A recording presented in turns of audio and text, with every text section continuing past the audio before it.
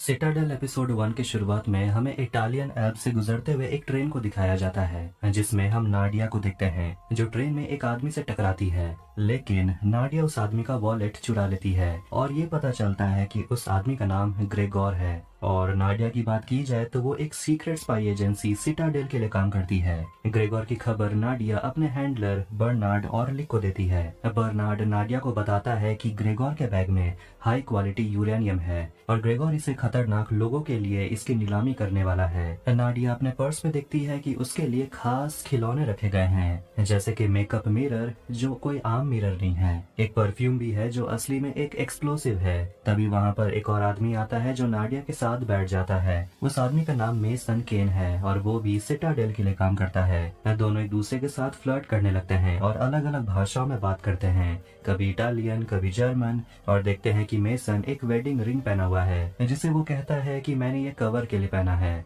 Mason इस बात से भी नाराज है कि नाडिया उसे बर्लिन वाले मिशन में छोड़कर चली गई थी। तभी ट्रेन एक टनल से होकर गुजरती है और ग्रेगोर उठकर कहीं चला जाता है। ये देखकर मेसन अपनी सीट से उठता है, लेकिन नाडिया उसे खींचकर उसे किस करने लगती है और कहती है कि वो आदमी अकेला नहीं है, अभी हम पकड़े जाते हैं। और दोनों निकलते हैं अपने काम पर और जो ग्रेगोर का बैकअप है वो नाडिया के पीछे पीछे चल देता है, लेकिन पीछे से उसे मेसन पकड़ता है और मेसन उसे कहता है कि अब तो तुम समझ गए होगे तुम्हारे साथ होने क्या वाला है। फिर दोनों लड़ना स्टार्ट करते हैं। दोनों के बीच बाथरूम में जबरदस्त फाइट होती है। नाडिया पहुंचती है डाइनिंग एरिया में जहां सभी खाना खाने के लिए बैठे होते हैं और उसकी नजर वहां ग्रेगोर पर पड़ती है।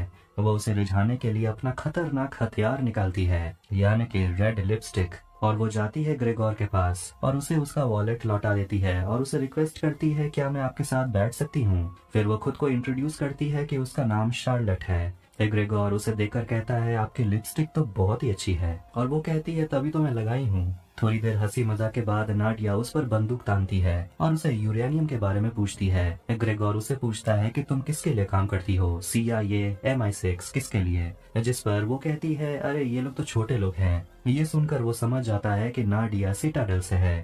तो वहीं बाथरूम में अभी भी दोनों लड़ रहे होते हैं। इसके बाद ग्रेगोर कुछ ऐसा कहता है जो नाडिया को उम्मीद नहीं थी। वो नाडिया का असली नाम जानता है और कहता है कि तुम्हें गलत इन्फॉर्मेशन दी गई थी, मेरे पास कोई यूरेनियम नहीं है, मैं बस सिटाडेल को एक मैसेज पहुंचाने आया हूँ। वो अपना ब्रीफकेस खोलता है तो वहीं बाथरूम में मेसन उस समय का सिर खिड़की पर पटक पटक कर कांच तोड़ देता है और उसे बाहर फेंक देता है। फिर वो निकलता है डाइनिंग एरिया के लिए। ग्रेगोर नाडिया को दिखाता है बहुत सारे वीडियोस जिसमें वो सिटाडेल के सारे मेंबर्स को मार रहा होता है। नाडिया उसे पूछती है कि तुम हो कौन। फिर ग्रेगोर अपने हाथ पर बने एक मार्क दिखाता है। इसका मतलब ये है कि वो एक स्पाई एजेंसी मॉन्टीकोर के लिए काम करता है। वहाँ मॉन्टीकोर के और भी बहुत सारे एजेंट्स होते हैं जो सिविलियंस को मार देते हैं और नाडिया को गन पॉइंट पर पकड़ लेते हैं। तभी ग्रेगोर उसे बताता है कि उसकी ऑर्गेनाइजेशन सिटाडेल को मिटाने की कोशिश में लगी हुई है और वो अपना बंदूक निकालता है नाडिया को मारने के लिए। तभी वहाँ मेसन आता है और सभी पर गोली मारने लगता है और नाडिया ग्रेगोर का बंदूक लेकर उसे मार देती है। फिर उन लोगों के बीच एक जबरदस्त गन फाइट शुरू होती है और आखिर में नाडिया और मेसन उन लोगों को मार देते हैं। नाडिया मेसन को बताती है कि वो जो भी है वो सिटाडेल को मिटाना चाहता है और हमें फंसाया गया है। फिर वो दोनों ही एक दूसरे से कहते हैं कि मैंने तुमसे झूठ बोला। तभी बर्नार्ड से वो कांटेक्ट करने की कोशिश करते हैं ताकि दोनों को यहाँ से निकाला जाए, लेकिन तभी उनकी नजर जाती है ग्रेगोर पर जो अभी भी जिंदा है और उसके पास एक बॉम्ब है और वो कहता है कि तुम दोनों मॉन्टीकोर से कभी नहीं बच पाओगे। और वो ब्लास्ट करता है जिससे वो पूरा कंपार्टमेंट ट्रेन से अलग होकर नीचे गिर जाता है। अब कहानी जाती है इटली के बेलाजियो शहर में और हम हॉस्पिटल में मेसन को देखते हैं जिसे ICU में होश आता है। वो बिस्तर से बंधा हुआ है। फिर एक डॉक्टर आकर उसे बताता है कि पैसेंजर ट्रेन में धमाका हुआ था और तुम नदी के किनारे मिले थे। मेसन को उस हादसे के बारे में कुछ भी याद नहीं और वो तो अपना नाम भी याद नहीं कर पा रहा। डॉक्टर उसे कहते हैं कि तुम्हें रेट्रोग्रेड एमनेजिया हो गया है, यानी कि तुम्हारी याददाश्त चली गई है। फिर वो उसे उसका पासपोर्ट और उसका रिंग उसे दे देता है और डॉक्टर उसे बताते हैं कि तुम्हारा नाम काइल कॉनरॉय है और ये भी उसे कहता है कि अमेरिका में तुम्हारा कोई रिकॉर्ड नहीं मिला, ऐसा लगता है तुम्हारा कोई वजूद ही नहीं है। इसके बाद कहानी जाती है 8 साल के बाद और हम यूजीन ओरेगॉन में यानी कि अमेरिका में हम काइल को देखते हैं जो अपनी बीबी एबी और अपनी बेटी हेंड्रिक्स के साथ खुशी खुशी रह रहा होता है। और लॉस एंजलिस में हुए एक टेररिस्ट अटैक के न्यूज को देखकर काइल को अपने अतीत के कुछ यादें याद आने लगती हैं। हेनरिक्स फिर अपने स्कूल के लिए चली जाती है और काइल यानी कि मेसन जाता है अपने थेरेपिस्ट डॉक्टर सीमंस के पास। और काइल बहुत कंफ्यूज्ड है कि उसके साथ हो क्या रहा है। वो जानना चाहता है कि उसके साथ पास्ट में हुआ क्या था, ऐसा क्या हुआ था और वो कौन है कि जब उसका एक्सीडेंट हुआ तो उसे कोई मिलने भी नहीं आया। और वो कहता है कि जब मेरी बेटी मुझसे मेरे बचपन के बारे में पूछती है कि मेरे मम्मी पापा कौन थे, मैं कहाँ रहता था, तो मैं कुछ भी नहीं बोल पाता। मुझे कुछ याद ही नहीं है। जब मुझे नदी से निकाला गया मेरी उंगली पर एक वेडिंग रिंग थी और कुछ महीनों से मेरे दिमाग में एक औरत की विजन आती है। उसे लगता है कि वो उस औरत को जानता है, वो उस औरत को ढूंढना चाहता है और तभी वो जान पाएगा कि आखिर वो कौन है। डॉक्टर सिमंस उसकी हालत को देखकर कहते हैं कि हर हफ्ते तुम मेरे पास आते हो और इस हालत के लिए मैं तुमसे पैसे नहीं ले सकता। सही यही होगा कि तुम डीएनए टेस्ट करवाओ और पता लगवाओ कि तुम्हारे रिश्तेदार कौन है। वर्जीनिया में हम डालिया आर्चर नाम की एक औरत को देखते हैं जो यूके की एम्बेसडर है और वो सीक्रेटली मॉन्टिकोर के लिए काम करती है। वहाँ सेक्रेटरी हैरोल्ड मिलने के लिए उसे आता है जिससे वो पूछती है कि 8 साल पहले सिटाडेल खत्म हो गया था और उसके सारे सीक्रेट इन्फॉर्मेशन एक टंगस्टन केस में बंद करके दफन कर दिया गया। और उसमें बहुत कुछ हो सकता है जैसे कि सीक्रेट लोकेशन, सिटाडेल एजेंट्स के नाम, यहाँ तक कि न्यूक्लियर कोड्स भी। और वो कहती है हाल ही में CIA को पता चला है कि सिटाडेल का एक्स केस कहाँ है। सेक्रेटरी हैरोल्ड पूछता है कि आप तो यूके की एम्बेसडर हैं, आपको इस देश के बारे में सीक्रेट जानकर हासिल क्या होगा।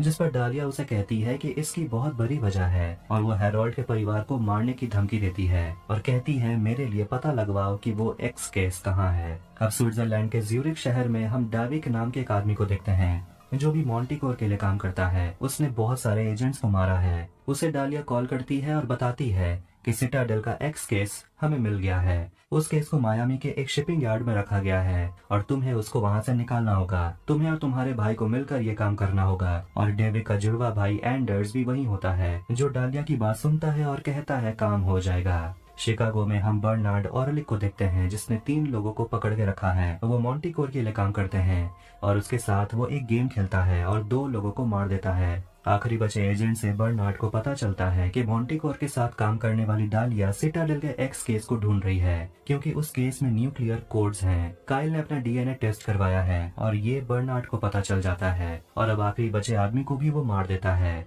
काइल बाथरूम में अपने घाव को देख रहा होता है और याद करने की कोशिश करता है और तभी उसकी बीवी उसे आवाज देती है। जैसे ही दोनों रोमांटिक होने लगते हैं तभी उसे नाडिया की विजन आती है। एबी उसे पूछती है कि क्या हो गया। तभी दूसरे कमरे से उसकी बेटी हेनरिक्स आवाज देती है। दोनों उसके कमरे में जाते हैं और हेनरिक्स बहुत डरी हुई है क्योंकि उसने बुरा सपना देखा है। काइल अपनी बेटी को भरोसा दिलाता है कि वो उसे कुछ भी नहीं होने देगा। हेनरिक्स अपने पापा से पूछती है कि आपके पापा भी क्या आपसे यही कहते थे। काइल कहता है मुझे याद नहीं है। सोते वक्त भी काइल को नाडिया के विजन्स आ रहे होते हैं। फिर वो अपने शेड में जाता है, एक बॉक्स को खोलता है और उसमें उसे उसका पासपोर्ट, एक लाइटर और उसका वेडिंग रिंग मिलता है। एबी उसे कॉल करके कहती है लगता है घर में कोई घुस आया है। काइल दौड़ते हुए घर की तरफ भागता है और दरवाजे का कांच टूटा हुआ होता है। वो घर के फ्रंट डोर के पास आता है जहाँ उसे बर्नार्ड मिलता है। वो काइल और उसकी बीवी बच्चों का नाम जानता है और कहता है जल्दी से गाड़ी में बैठने के लिए। और जैसे ही तीनों गाड़ी में बैठते हैं एक गैस निकलता है जिससे तीनों बेहोश हो जाते हैं और उन तीनों को लेकर बर्नार्ड वहाँ से चला जाता है। अब हम मायामी में CIA के ब्लैक साइट को देखते हैं। ये एक शिपिंग यार्ड है जहाँ सिटाडेल का सबसे कीमती केस रखा हुआ है। दाविक और एंडर्स और मॉन्टिकोर के कुछ एजेंट्स वहाँ आकर उस केस को ढूंढ लेते हैं। एक न्यूज चैनल के कुछ रिपोर्टर्स डालिया का इंटरव्यू लेने के लिए आते हैं जो सवाल पूछते हैं क्या आप में इतनी ताकत है कि आप दुनिया के सबसे पावरफुल कंट्री को चैलेंज कर पाएं। जिस पर वो कहती है बिल्कुल। लेकिन वो रिपोर्टर जिसका नाम मार्जोरी है वो पूछती है कि ग्रेट ब्रिटेन और कुछ लोग मिलकर दूसरे देशों पर कब्जा कर रहे हैं और कुछ ताकतवर दल बना रहे हैं जिसे कुछ करप्ट पॉलिटिशियन और बिजनेसमैन चला रहे हैं। इस बात से डालिया साफ इनकार करती है और कहती है ग्रेट ब्रिटेन ने ही तो कई युद्ध को होने से रोका है, हमारे ही वजह से पूरी दुनिया में शांति छाई हुई है। जिस पर रिपोर्टर मार्जोरी कहती है लगता है आप दूसरी ही दुनिया से हैं। डालिया कहती है कि अगर हमें ऐसा लगेगा कि हमें दूसरे देश से खतरा है तो हम जरूर लड़ेंगे, चाहे वो दूसरे देश की सरकार हो या कोई ऐसी रिपोर्टर हो जो गलत इन्फॉर्मेशन लेकर अपने दुश्मन देश की साथ दे रही हो। इंटरव्यू होने के बाद मार्जोरी डालिया से कहती है क्या आप ये बोलने की कोशिश कर रही हैं कि मैं रशिया का सपोर्ट करती हूँ। जिस पर डालिया कहती है मैंने तो रशिया का नाम लिया भी नहीं।